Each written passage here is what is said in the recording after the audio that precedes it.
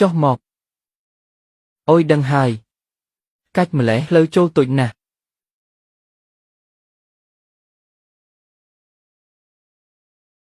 នាងគឺលីយូសានមែនទេខ្ញុំត្រកូលស៊ូឈ្មោះស៊ូចឹងយ៉ាងនេះកូនស្រីខ្ញុំស៊ូឈីងកន្លែងខ្ញុំមិនមែនកន្លែងមើលក្មេងទេខ្ញុំដឹងក្នុងនេះមានលុយកក់ 100000 ពេល3ខែខ្ញុំមានលក្ខខណ្ឌតែមួយទេគឺធ្វើឲ្យនាងស្រកបាន15គីឡូបើបានសម្រេចខ្ញុំថែម20000ទៀតឲ្យនាងស្គាល់ការលំបាកដឹងថាអ្វីទៅជាជីវិតក្មេងនេះត្រូវម្ដាយវាបង្ខូចអស់ហើយមិនខ្លាចអ្នកណាទេនៅផ្ទះវាជាតែអ្នកបម្រើនៅសាលាឆ្លុះជាមួយគ្រូទៀតបាយមួយពេលស្មើ5នាក់ឯណោះដល់ថ្នាក់ដើរលេងចង់រួចហើយខ្ញុំរវល់រកស៊ីគ្មានពេលមើលទេមិនមែនជាបញ្ហាទេសូមត្រឹមអ្នកកែប្រែនាងជាមនុស្សថ្មីទៅបានហើយលុយនេះខ្ញុំទទួលហើយប៉ាខ្ញុំមិននៅកន្លែងឯងទេអ៊ីនធឺណិតក៏គ្មានម៉ាស៊ីនត្រជាក់ក៏គ្មានចង់មកខ្ញុំស្លាប់មែន3ខែនេះឯងត្រូវតែនៅទីនេះប៉ាបានបិទកាត់ធនាគារឯងអស់ហើយលុយចាយក៏លែងមានឲ្យដែរប៉ាឯងចង់ទៅក៏ទៅចុះតែ1រៀលក៏មិនបានពីប៉ាទៀតដែរខ្ញុំប្រគល់មនុស្សឲ្យអ្នកហើយមិនបាច់យកយកទេបានឲ្យតែនាងកែប្រែដេប៉ាខ្ញុំឲ្យលុយអ្នកប៉ុន្មានខ្ញុំឲ្យអ្នកគុណជា2ឥឡូវអ្នកបើកឡានជូនខ្ញុំទៅក្រុងវិញភ្លាមទៅ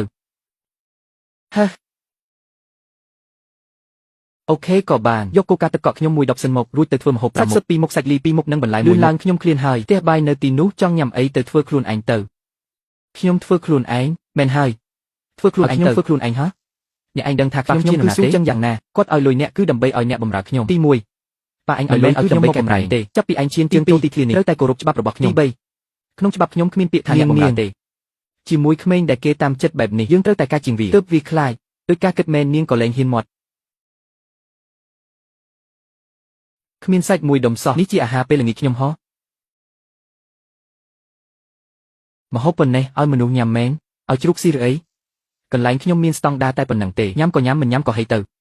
ស្រួយណាស់ថែមទាំងមានជាតិផ្អែមតិចទៀតបន្លែដាំជាមួយទឹកធ្លាក់លើភ្នំរសជាតិគឺខុសប្លែកពីគេមែនខ្ញុំចង់ទៅផ្ទះវិញឥឡូវជូនខ្ញុំទៅផ្ទះវិញភ្លាមទៅបានតោះខ្ញុំទៅប៉ាឯងឥឡូវនេះឲ្យគាត់មកទទួលឯងចុះក្នុងកិច្ចសន្យាគេសរសេរច្បាស់ណាស់បើសិនជាឯងសុំទៅវិញខ្លួនឯងក៏100000នឹងខ្ញុំមិនឲ្យវិញទេខ្ញុំសូមរំលឹកឯងមួយម៉ាក់ឯងបញ្ជូនឯងមកទីនេះឯងគិតថាពេលទៅវិញគាត់នឹងទុកមុខឯងកាន់នីហ្គេមរបស់ឯងអ្វីគ្រប់យ៉ាងអាចនឹងត្រូវគាត់បិទចោលរហូតហើយមើលទៅខ្ញុំនិយាយជាការពិតមនុស្សដូចស៊ូចឹងយ៉ាងនិយាយថាមិនធ្វើនឹងហើយនាងក៏តច្រកបើទៅវិញគ្មានលុយចាយថែមទាំងត្រូវគេស្ដីបើនៅត្រូវស៊ីម្ហូបយ៉ាប់បែបនេះថែមទាំងត្រូវមើលទឹកមុខខ្ញុំទៀតដែលធ្លាប់តែត្រូវគេតាមចិត្តរបស់ដែលត្រូវគិតរឿងស្មុគស្មាញបែបនេះខ្ញុំដឹងថានាងកំពុងតែលួចមើលនាងកំពុងរងចាំឲ្យខ្ញុំលើកបាយទៅបញ្ចុះឬក៏ទៅហៅនាងចេញមកញ៉ាំបាយតែគួរឲ្យស្ដាយខ្ញុំមិនបានធ្វើទាំងពីរចំណុចហ្នឹងច្បាស់ណាស់ថានាងឃ្លានហើយព្រោះតាំងពីថ្ងៃត្រង់នាងមិនទាន់មានអីចូលពោះសោះបាយឯណាត្រជាក់អស់ហើយមិនឃើញមានអីផងអ្នកឯងមិនបានទុកបាយឲ្យខ្ញុំទេហ៎ថ្ងៃត្រង់ឯងវាចាន់បំបែកថាមានញ៉ាំទេខ្ញុំស្មានតែពេលល្ងាចឯងក៏មិនញ៉ាំទៀតខ្ញុំឥឡូវខ្ញុំចង់ញ៉ាំហើយអស់ហើយទេនឹងម្ហូបខ្ញុំគិតចំនួនមនុស្សរួចហើយបើធ្វើញ៉ាំអស់ហើយគឺអស់ហើយអ្នកឯងចង់ឲ្យខ្ញុំដាច់ពោះមកមែនទេចាប់ពីថ្ងៃស្អែកទៅកន្លែងយើងនឹងអនុវត្តច្បាប់ថ្មីចង់ញ៉ាំបាយត្រូវធ្វើការសិនអាហារព្រឹកថ្ងៃត្រង់ឬពេលល្ងាចសុទ្ធតែអាស្រ័យលើទំហំការងារអញធ្វើការរួចទើបមានបាយញ៉ាំធ្វើមិនរួចទេសុខចិត្តអត់ទៅនេះហើយជាច្បាប់របស់ខ្ញុំអ្នកមិនព្រមបញ្ចេញញើសឈាមគឺមិនអាចមានហូបទេ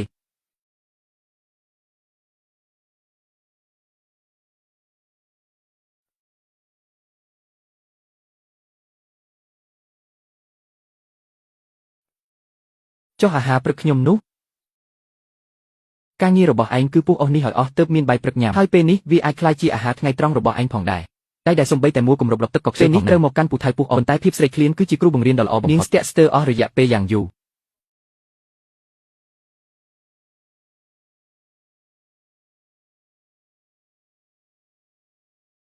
មើលឲ្យច្បាស់ណាស់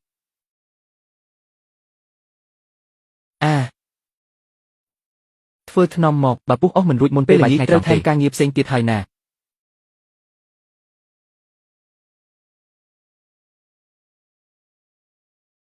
ការពុះអស់លើកទី1របស់ស៊ូឈីងពិតជាមហន្តរាយមែន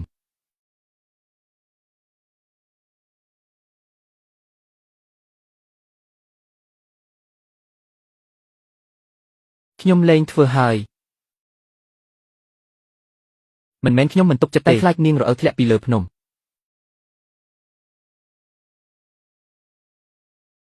បញ្ហាចូលមកដល់ហើយនាងគ្មានកម្លាំងរែកទឹកសោះឡើយទឹកទាំងពីរធុងនេះបូកចូលគ្នាយ៉ាងហោចណាស់ក៏ជិត40គីឡូដែរខ្ញុំលែងធ្វើហើយខ្ញុំចង់ទៅផ្ទះវិញបាក់ខ្ញុំលែងត្រូវការខ្ញុំហើយអ្នកឯងក៏ជាមនុស្សស្រីអាក្រក់ដែរចូលចិត្តធ្វើបាបខ្ញុំបានបញ្ចេញនៅភាពតូចចិត្តនិងកំហឹងទាំងអស់មកក្រៅនាងមិនមែនកំពុងខឹងខ្ញុំទេតែនាងកំពុងតែអស់សង្ឃឹមជាមួយនឹងស្ថានភាពដ៏អាក្រក់របស់ខ្លួនឯង ចាប់ផ្ដើមពីរឿងតូចតាចសិនមួយដងរែកទឹកតិចបានហើយបានច្រើនជុំទៅមាននរណាចាប់បង្ខំឲ្យឯងរែកពេញម្ដងនោះទេបញ្ជូនឯងមកទីនេះមិនមែនគេលែងត្រូវការឯងទេគឺគេចង់ឲ្យឯងចេះពឹងផ្អែកលើខ្លួនឯងនិងរឹងមាំឡើងវិញក្រោកឈរឡើងស៊ូឈីងរែកបានមួយជើងហើយនឹងនេះជារង្វាន់របស់ឯងមួយជីវិតនេះនាងមិនដែលគិតថាបបរមួយចាននេះមានរសជាតិឆ្ងាញ់បែបនេះទេនំប៉ោវអត់ស្នូលមួយនេះមានក្លិនឈ្ងុយយ៉ាងនេះសោះតតែរែកទឹកឲ្យពេញពាងនេះជាការងារពេញមួយថ្ងៃរបស់ឯងបើរែកពេញអាហារពីរពេលទៀតឯងនឹងទទួលបានហើយដេហេតុអីអ្នកឯងរស់នៅទីនេះតែម្នាក់ឯងអញ្ចឹងនៅទីក្រុងអ៊ូអពេកខ្ញុំចង់រកកន្លែងស្ងប់ស្ងាត់ដែលអាចស្ដាប់ឮសំឡេងបេះដូងខ្លួនឯងចុះពីមុនអ្នកឯងធ្លាប់ធ្វើការអីដែរ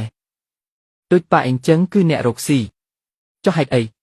ព្រោះរកលុយគ្រប់ហើយក៏ខាត់គ្រប់គ្រាន់ដែរខ្លះមានតម្លៃជាងលុយទៅទៀតដូចជាភាពស្ងប់ស្ងាត់និងរដូវកាលទាំង4នាងប្រហែលជាមិនទាន់យល់ពីពាក្យសម្ដីខ្ញុំទាំងអស់តែពេលនាងសម្លឹងមើលទឹកមុខដ៏ស្ងប់ស្ងាត់របស់នាងបានបង្កប់នូវការគោរពឡើងមកតាំងពីនាងមកដល់ទីនេះទូរស័ព្ទភាគច្រើនគឺគ្មានសេវាទេថ្ងៃនេះមិនដឹងជាយ៉ាងម៉េចទេស្រាប់តែមានអ្នកទៅចូលកូនស្រីឈីងឈីងនេះកូនណែណាកូនឯងបញ្ជូនកូនទៅណាហើយកូនច្បាស់ជាលំបាកហើយមនុស្សស្រីម្នាក់នោះមានធ្វើបាបកូនទេញ៉ាំបាយឆ្អែតទេប៉ាកូនចិត្តដាច់ណាស់ម៉ាក់ឆ្លុះជាមួយគាត់ប៉ុន្មានកូនស្រីកុំខ្លាចអីណាប្រាប់អាសេដ្ឋានម៉ាក់មកទៅទទួលកូនត្រឡប់មកផ្ទះវិញម៉ាក់ខ្ញុំសុខសប្បាយធម្មតាទេ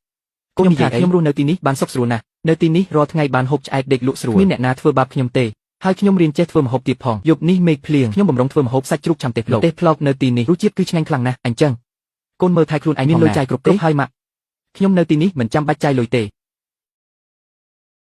ដូចជាទើបតែសម្រេចបាននៅរឿងដ៏អស្ចារ្យក្នុងជីវិតអញ្ចឹងម្ទេសផ្លោកនៅក្នុងកញ្ច្រែងសាច់ប្រឡាក់ក្នុងពាងហើយកុំភ្លេចដាក់ខ្ទឹមឲ្យច្រើនសន្ទនាតាមទូរស័ព្ទមួយនោះដូចជាឲ្យនាងប្រែជាស្ងប់ស្ងាត់ជាងមុនហើយក៏ចង់អារម្មណ៍ជាងមុនដែរទុកឲ្យខ្ញុំមកអញចេះចូលរបងនេះត្រូវការជំនាញជាងការរែកទឹកនិងពុះអស់ទៅត្រូវចេះវាស់វែងត្រូវចេះកាត់ត្រូវចេះដំដែកគោលឲ្យបានត្រឹមត្រូវប៉ុន្តែនាងមិនបានរអ៊ូតំឡើយហើយក៏មិនបោះបង់ដែរនាងពិតជាមានភាពអត់ធ្មត់ណាស់ធ្វើម្ដងមិនបានក៏បន្តធ្វើជាលើកទី2ដងមិនបានក៏ធ្វើជាលើកទី3ញើសហូរពេញថ្ងាសតែមុខប្រឡាក់ពេញដោយកំទេចឈើនិងកំទេចដីតែនាងមិនខ្វល់ខ្វាយតតែសោះអ្នកគិតថាការដែលប៉ាបញ្ជូនខ្ញុំមកតែគាត់គិតថាខ្ញុំលែងមានសង្ឃឹមកែប្រែបានមែនទេបើសិនជាគាត់គិតថាអញលែងមានសង្ឃឹមឯងចោលបាត់ទៅហើយមិនមែនចំណាយលុយ30,000ដើម្បីបញ្ជូនឯងមកកន្លែងខ្ញុំទេគាត់ឲ្យអ្នក30,000ហោះគឺលុយកក់10,000បើបានសម្រេចគាត់នឹងថែម20,000ទៀតនាងតែងតែគិតថាប៉ារបស់នាងគ្រាន់តែចំណាយលុយមកបោះចោលនៅទីនេះចុះគាត់មានលក្ខខណ្ឌអីខ្លះជាមួយអ្នកចង់ឲ្យឯងស្រក15គីឡូហើយចង់ឲ្យឯងក្លាយជាមនុស្សថ្មីបើប្រៀបជាមួយនាងកាលពីជាមានរូបរាងធាត់មុខមាត់ស្លេកស្លាំងនោះពេលនេះគឺខុសគ្នាដាច់ស្រឡះតែម្ដងប៉ារបស់នាងមិនមែនចង់ឲ្យនាងលំបាកទេគឺចង់ឲ្យនាងឆ្លងកាត់ការលំបាកដើម្បីស្វែងរកផ្លូវជីវិតថ្មីផ្លូវដែលមិនចាំបាច់ពឹងផ្អែកលើអ្នកណាពឹងលើកម្លាំងញើសឈាមខ្លួនឯងដើម្បីបង្កើតអនាគតពួកយើងធ្វើរួចហើយសម្បីដែលនាងនិយាយហាក់ដូចជាចង់ហើយក៏ហាក់ដូចជាកំពុងបញ្ជាក់ប្រាប់ខ្លួនឯងថាពួកយើងពិតជាធ្វើរួចរាល់មែនស្បែកខ្មៅជាងមុនរៀងក៏ស្គមជាងមុនតែកែវភ្នែកពោពេញដោយភាពមុតមមនាងសម្លឹងមើលចំណាំងផ្លាតរបស់ខ្លួនឯងក្នុងទឹកយ៉ាងភ្លឹកហាក់ដូចជាកំពុងសម្លឹងមើលមនុស្សតែកងធាត់ពេលនេះប្រែជាមានទម្រង់ច្បាស់លាស់ក្មេងស្រីធាត់ដែលមានឈ្មោះថាស៊ូឈីងដូចជាកំពុងរលាយបាត់រូបរាងពីខ្លួនប្រាណមួយនេះបន្តិចម្ដងហើយ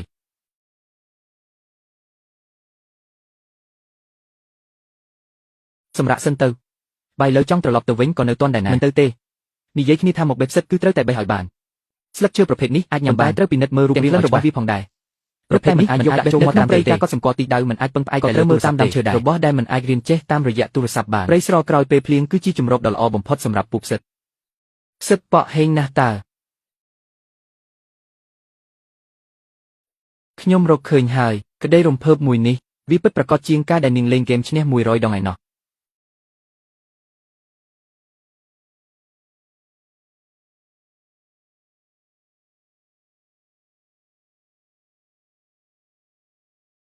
ល្អណាស់នេះជារបស់ដែលឆ្ងាញ់បំផុតក្នុងជីវិតខ្ញុំហើយលីយូសានខ្ញុំអរគុណអ្នកណាស់អរគុណដែលអ្នកបានបង្រៀនខ្ញុំដែលធ្លាប់តែក្បាលរឹងមិនស្ដាប់អ្នកណាពេលនេះក្នុងកែវភ្នែកពោពេញទៅដោយភាពស្មោះត្រង់និងការបន្ទាបពេលវេលាកន្លងផុតទៅយ៉ាងលឿនមួយប៉ព្រិចភ្នែកស៊ូឈីងមកដល់ទីនេះបាន2ខែបាត់ទៅហើយអាចសម្របខ្លួនចូលជាមួយជីវិតនៅទីនេះបានយ៉ាងល្អចេញធ្វើការព្រះអាទិត្យលិចចូលសម្រាប់ស៊ូឈីងពេលនេះគឺនាងលែងនឹកនាដល់ជីវិតនៅក្នុងទីក្រុងយូរណាស់មកហើយបញ្ញាមួយកញ្ចប់នោះហាក់ដូចជារបស់ដែលបញ្ជូនមកពីពិភពដ៏សែនឆ្ងាយដើម្បីរំលឹកនាងពីអត្តសញ្ញាណកាលពីមុន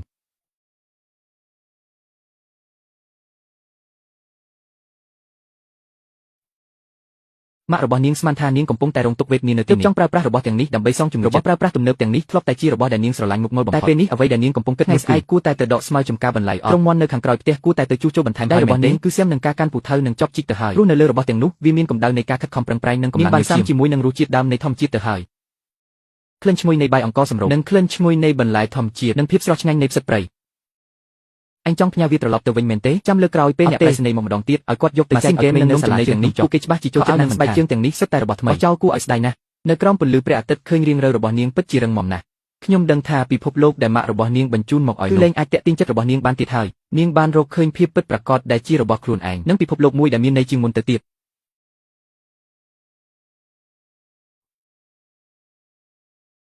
ក្តៅខ្លួនម្លេះឯងគ្រុនហើយខ្ញុំចាំអ្នកធ្លាប់និយាយថាបើត្រូវខ្យល់ផ្ដាសាយញ៉ាំទឹកមានដាក់ស្ករក្រហមទៀតឆាប់ញ៉ាំទៅនឹងបានចេញញើស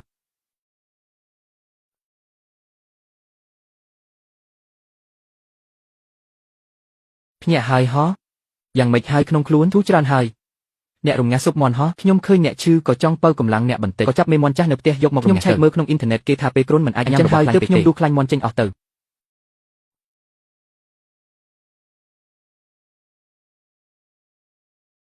ថៅកែលី3ខែដល់ហើយខ្ញុំមកទទួលកូនស្រីចង្រៃរបស់ខ្ញុំវិញហើយនៅខាងក្នុងកំពុងរៀបចំអីវ៉ាន់បន្តិចទៀតចេញមកហើយកូនស្រីខ្ញុំឲ្យវាចេញមកតើឯងជានរណាសម្លឹងមើលអីហ្នឹងយើងសួរឯងណានេះជាកម្មករកន្លែងអ្នកមែនទេប៉ា